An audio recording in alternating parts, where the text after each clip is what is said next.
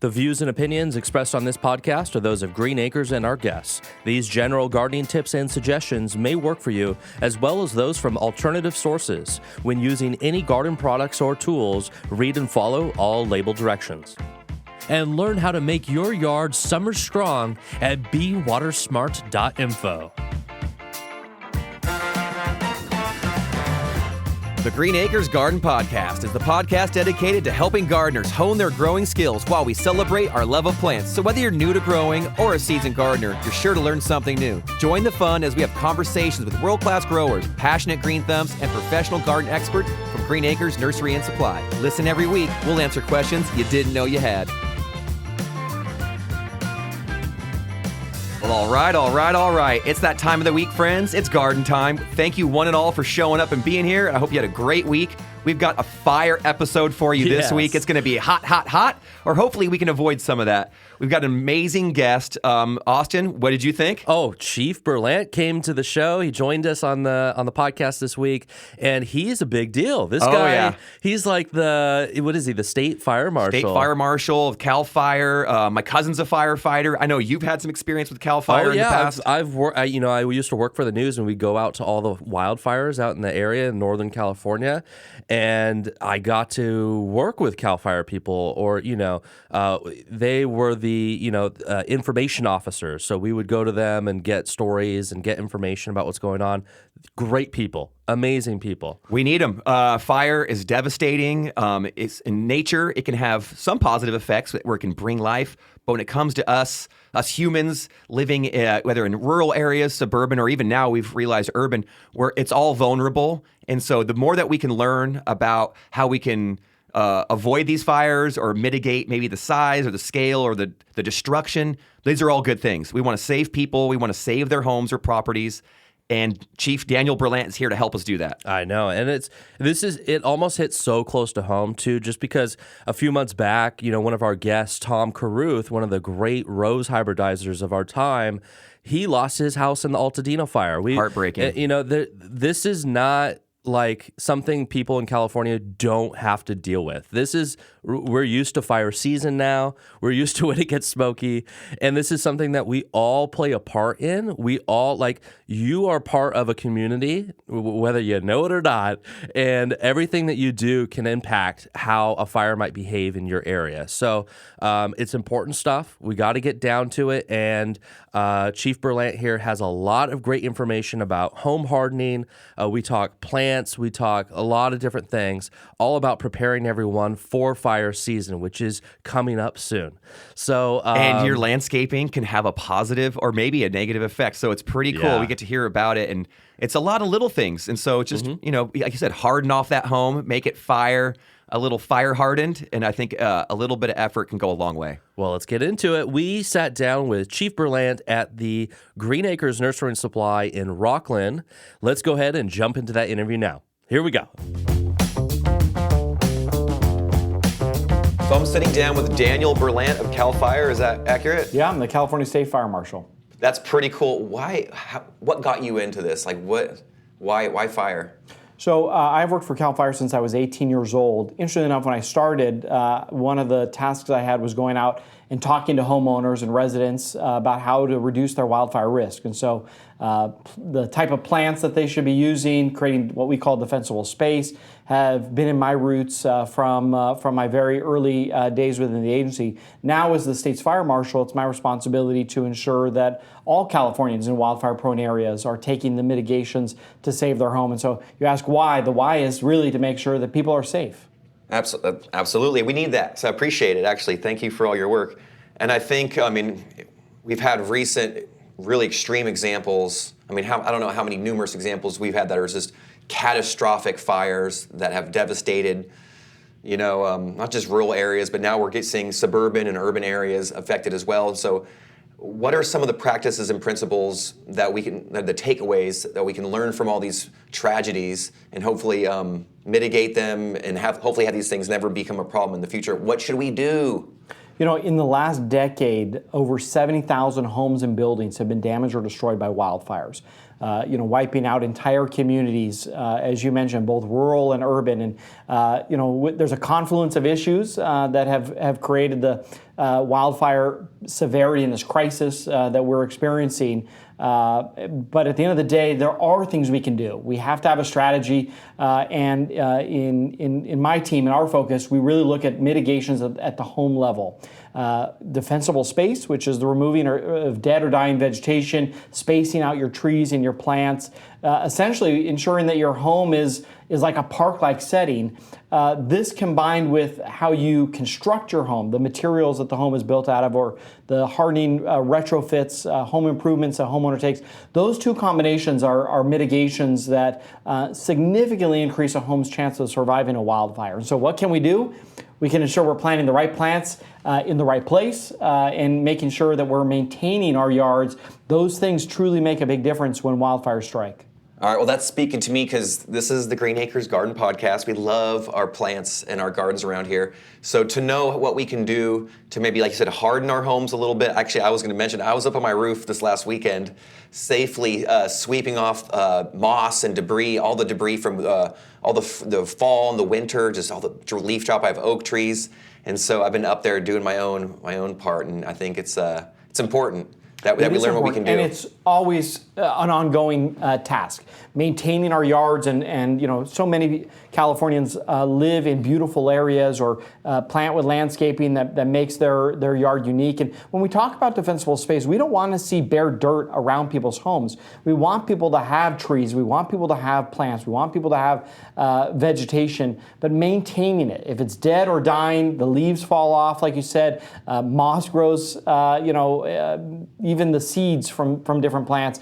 We need to be maintaining those. Remove pine needles, remove leaves, whether it be from the roof itself or even within the first 5 feet. We've done a lot of research here as of late to figure out why are homes still being destroyed by wildfires. Even homes that are doing everything right, we're still seeing just massive destruction. And one of the things we have found is that having combustible items, things that can catch on fire within the first 5 feet of a home, can lead to the home being destroyed. Even if a fire is a mile away, embers just can rain down. Cinders and things. Yeah, the embers are traveled by the wind. They land on your roof, and so when you have pine needles or leaves or other debris on your roof itself, it catches that on fire and then eventually can ignite the whole home on fire. And here's a staggering statistic.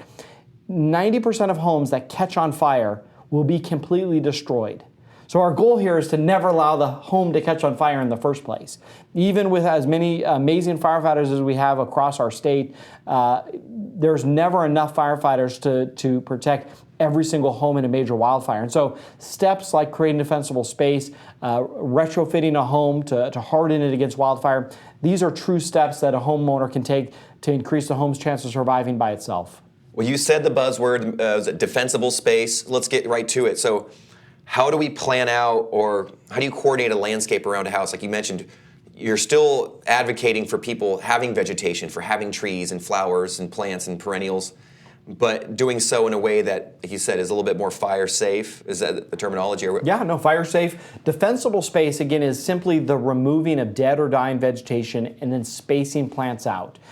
Many plants, either die or components, whether it be branches that die off or the underbrush of certain plants, can die. You need to remove those, keep those trimmed up. Again, what we want to see are people living in a park-like setting. Think of it, everything is green, the trees are trimmed up, and that's really important. If a fire most fires start on the ground.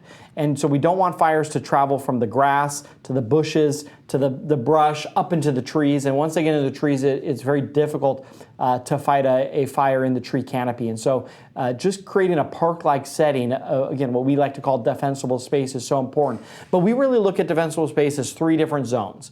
The first 5 feet around the home is a new philosophy that we're really just starting to, based on science and research, talk more about it. And we call it Zone 0.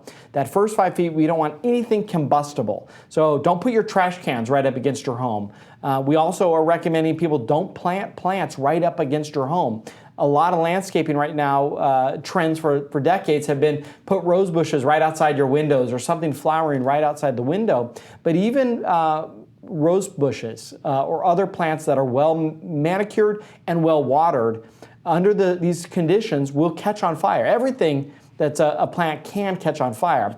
And so just spacing it out 5 feet is really important. And so that first 5 feet, nothing combustible. Bark mulch, it needs to be removed. But using rock and other non-combustible items in that first 5 feet is what we're looking for. The next 30 feet, we want to see things trimmed up. So space your bushes, don't have everything right next to each other. Allow a little bit of spacing between them, making sure that your trees are limbed up at least 6 feet or so you can walk under them depending on how big the tree is. That's great advice. And then looking out 100 feet, if you have weeds, natural landscaping. Who would ever have weeds in their come to my house landscape? And there are plenty of them. I've never. But trim those down, yes. At least to 4 inches. That is what we really want to see. And so, again, removing everything dead or dying within the first 30 feet, but just trimming things up at least 100 feet or to the property line. Not everybody has 100 feet of I know, property. you're talking, I'm like, oh, this sounds like a great property that I want to. Property so big I could have the 5 feet and the 100 feet. And this may be where neighbors have to work together. And this is can be challenging. Not everybody likes their neighbor, but it's why we advocate for a program called Firewise, which is a neighborhood grassroots effort where the neighborhood itself comes together and kind of do assessments on the entire neighborhood and work with each other. Because again, while we look for 100 feet of defensible space, your property line may come to 5 feet away, 10 feet away. And so what your neighbor does is going to impact will affect your you home greatly. As well, 100%. And so some of the needs to create defensible space is going to require neighborhood cooperation. That's a great point, especially in, like you're talking about all these rural properties and these homeowners and people have these different landscapes with a little bit more property space. Plants out there tend to grow a little bit more wild. I feel like every property I've been on has got some bramble on it, the wild blackberries and whatnot, and that I'm sure over just years, things like that just build up, and it becomes fuel. For sure, and it gets overgrown. And again, even blackberries are a good example. Yeah. They suck up so much water and retain a lot of moisture. But on these high fire danger days, we need to remember that the winds that are usually blowing, that's what usually creates the fire risk, reduces humidity and actually sucks out the moisture in many of those plants. And so even though the plant looks green, what we call fuel moisture level, the amount of water actually retained in that plant is significantly reduced, sometimes into the teens or under 10%, which means it's going to be ignitable and catch on fire. And that's why it's so important to, even on property, maintain it. But there are so many residents that live in urban areas, and I think January was such a great, unfortunate example, I should say, of more urbanized communities impacted by wildfires, even small parcels. But there are still steps you can take. One of the things that we saw in the LA fires was once the embers ignited one home on fire, it spread to the next, following flammable pathways, whether that be bushes for privacy that people have between the homes, whether that be wooden fences that created flammable pathways that then allowed the fire to spread home to home to home. And so this non-combustible zone that I mentioned in the first 5 feet, even in an urban setting, will significantly increase a home's chance of surviving an urban conflagration like the type of wildfires that we saw in LA in January.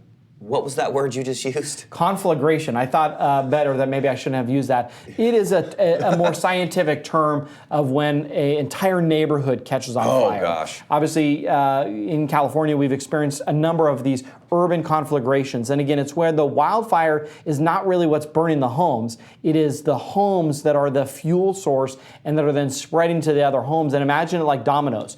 One home catches on fire, it spreads to the next, which spreads to the next.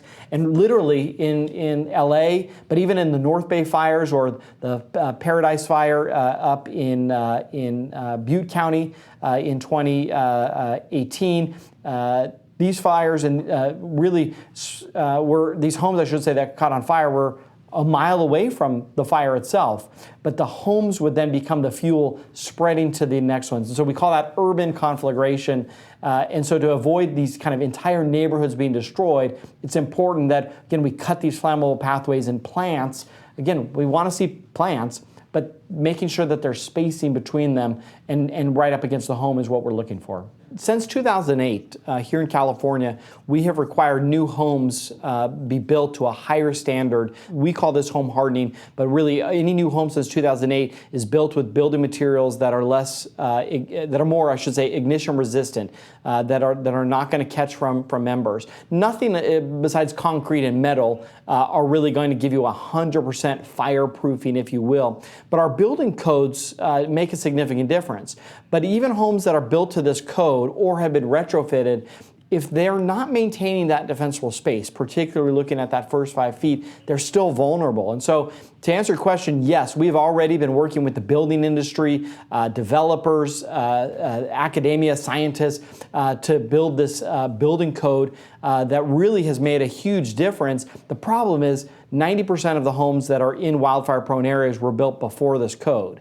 And so we've been doing a lot of focus to harden or home improvements on those homes to kind of bring them up to the same standard. But the piece that I think is just so critical to understand is we can't just focus on home hardening. Just like we can't just focus on defensible space in the vegetation. It's a combination. We have to do both of those things in order to truly make a difference. What are the things altogether that we can be doing? You talked about, trimming the trees up, limbing them. I like the way you kind of illustrated that, because sometimes if a fire starts and you have plants that are just really, really low, they may not be able to burn up to a canopy if the canopy's above it. Is that the rationale behind that? Yeah, that is absolutely. Yeah, so simply getting rid of the dead or dying vegetation is the first step.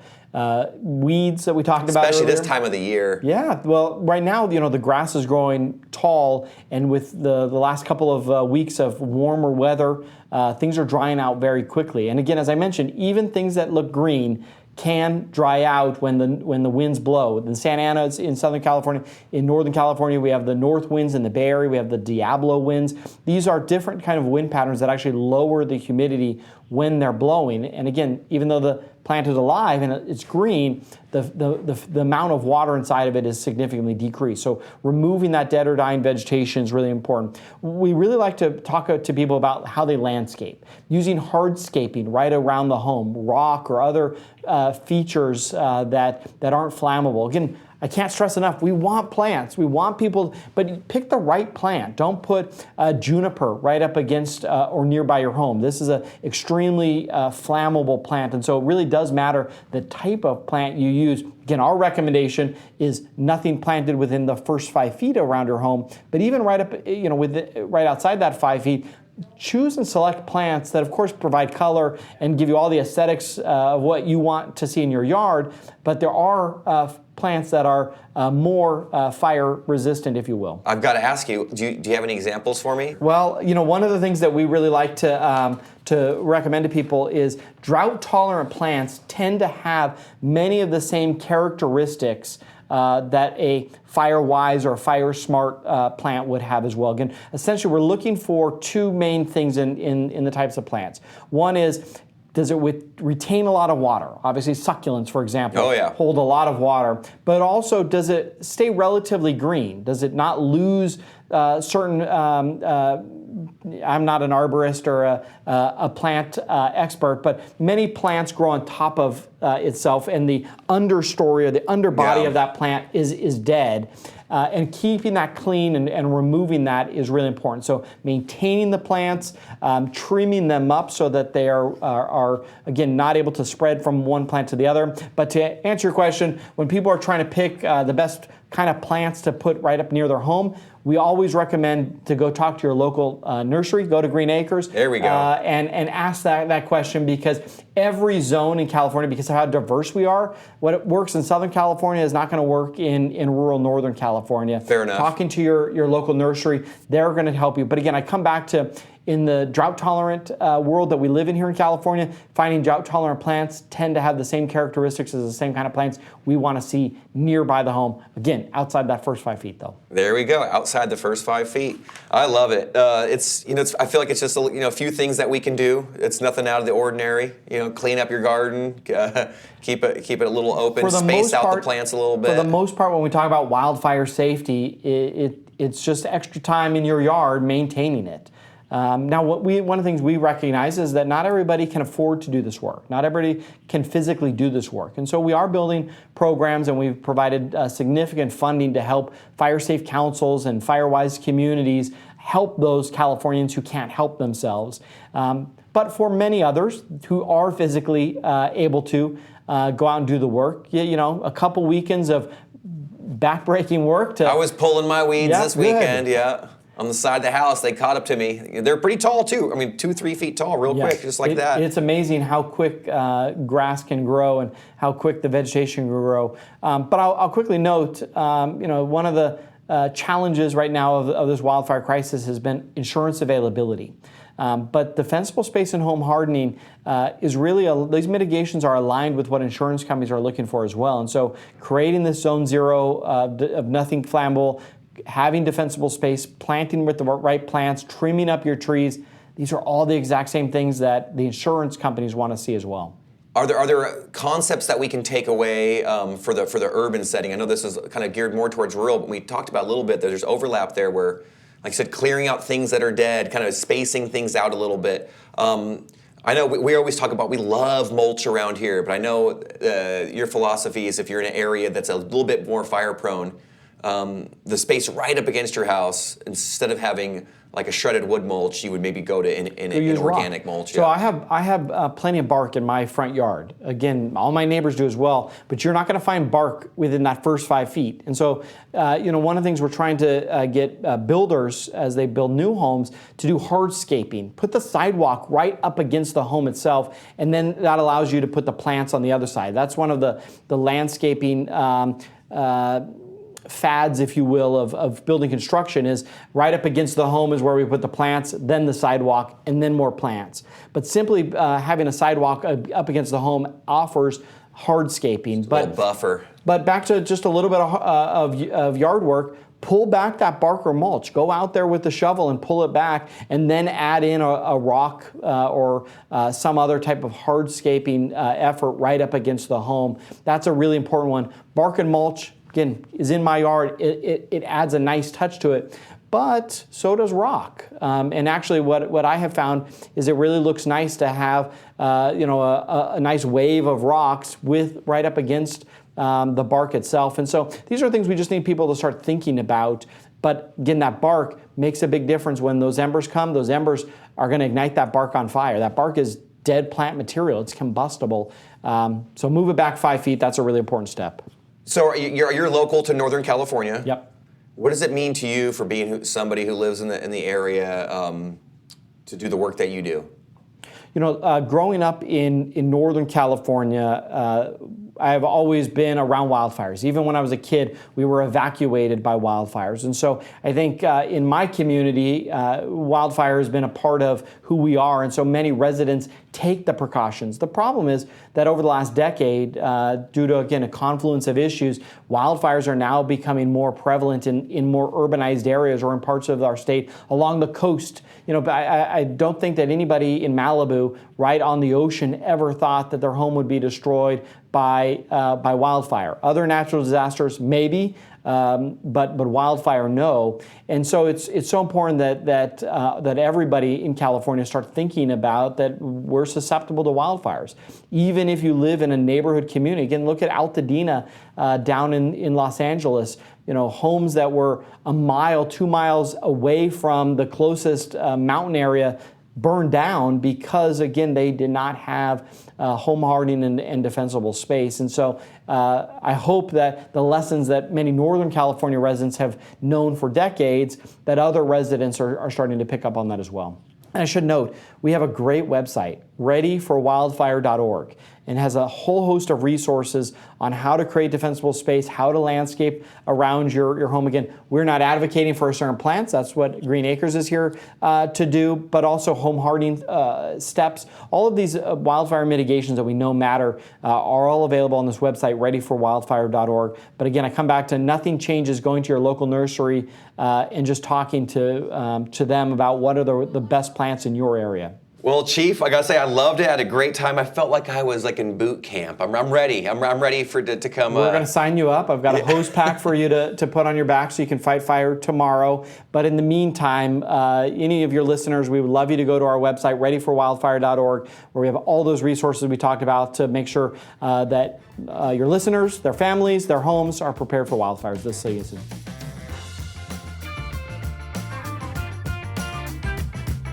Okay, and we are back from our interview with Mr. Berlant. Thank you so much for joining us.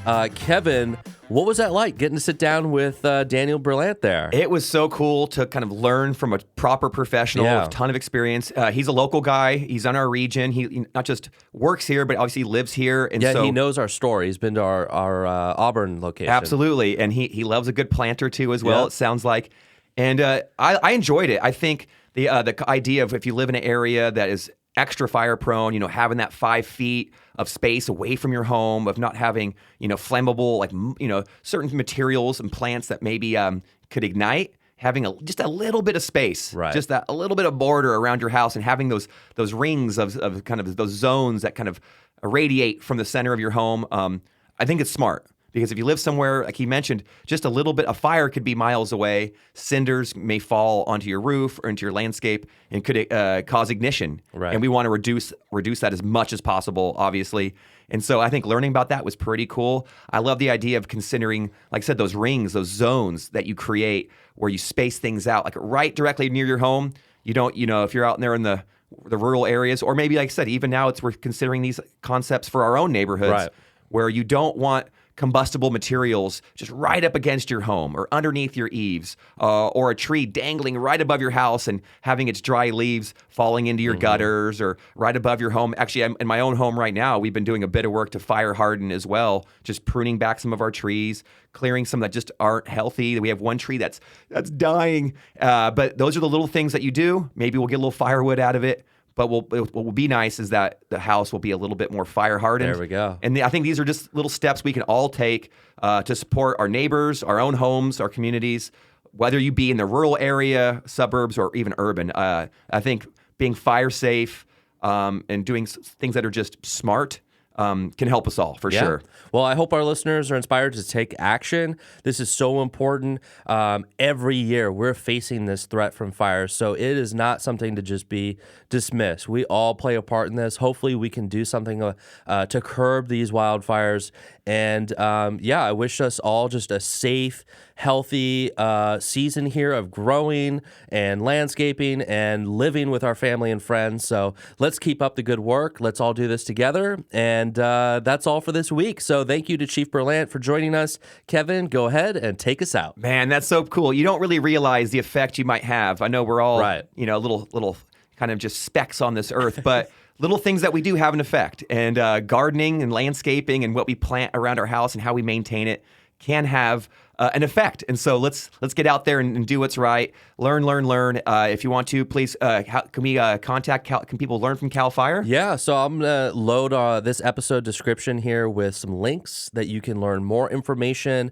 They've got great resources about all of the things discussed in the interview. So look out for that in the episode description.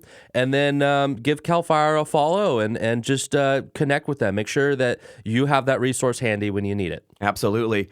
Well, I love this episode. It was a hot one. Oh, yeah. But we'll be back next week for another amazing episode, garden friends. I hope you had a great week last week, and please move forward with some positivity. Have a great week. This is a great time to plant. Get out there and garden as much as you possibly can. Happy gardening to you all, and please never stop growing.